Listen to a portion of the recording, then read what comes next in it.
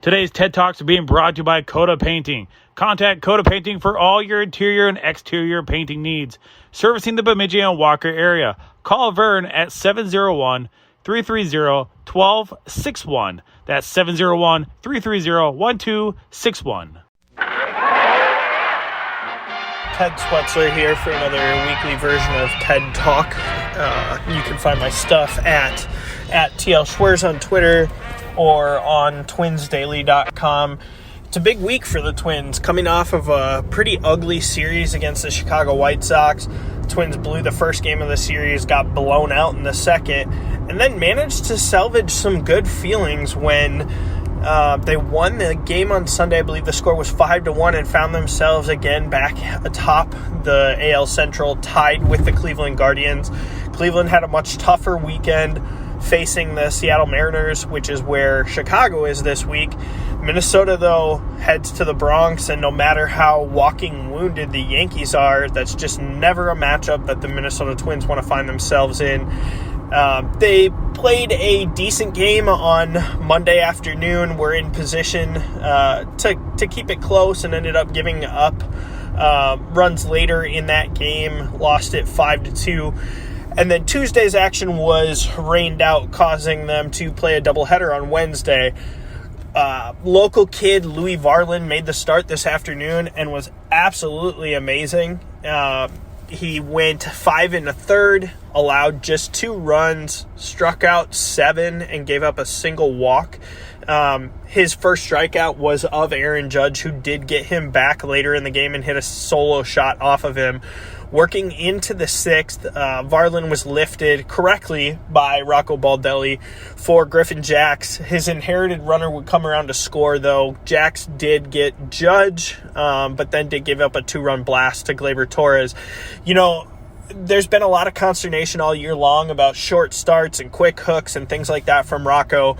I think with the bullpen that the Twins had at the beginning of the year, there's a lot to be said there. The bullpen is probably going to give up runs. The problem is that they don't have long starters outside of Sonny Gray for the first half of the season. Now, Tyler Mahle could probably fall into that category when he's healthy, but the rest of their starters are not guys you want to go beyond 5. If there's, and really it's not 5, it's the 3 times through the lineup. If there's some hand-wringing to be had about this situation in New York today, I think maybe you could have gone a little bit higher on the pecking order than Griffin Jax. That might have been a spot for Joan Duran. Sure, it's only the 6th inning. You'd like to have him for later in the game. But if you can get through that inning with your 3-1 lead still intact, you have Michael Fulmer, you have Jorge Lopez, you have Caleb Thielbar in the back of the pen still. At any rate, the Twins getting up early and not scoring runs has been an issue for them over the past few years here. They need to tack on. They did add one in the middle of this afternoon game today, and it remains to be seen how that works out.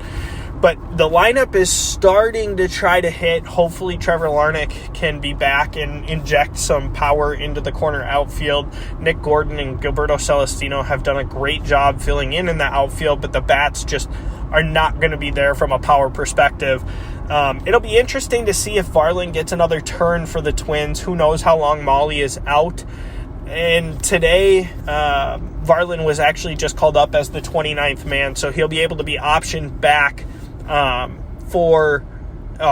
the conclusion of the doubleheader.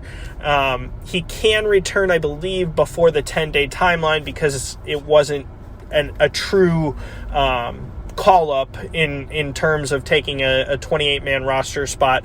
They did DFA Jake Jewell, who they claimed off of waivers from the Cleveland Guardians a couple of days ago. Probably potentially passes through waivers, but not an arm that they're necessarily hurting if they lose.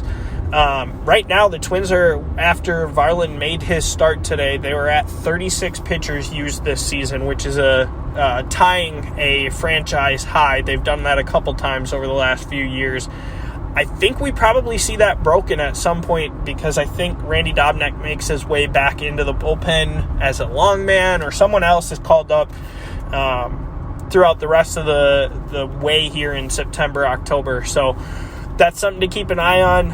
Hopefully Minnesota can bounce back after this midweek series with the Yankees and start another winning streak, and maybe they can steal one of these last couple of games.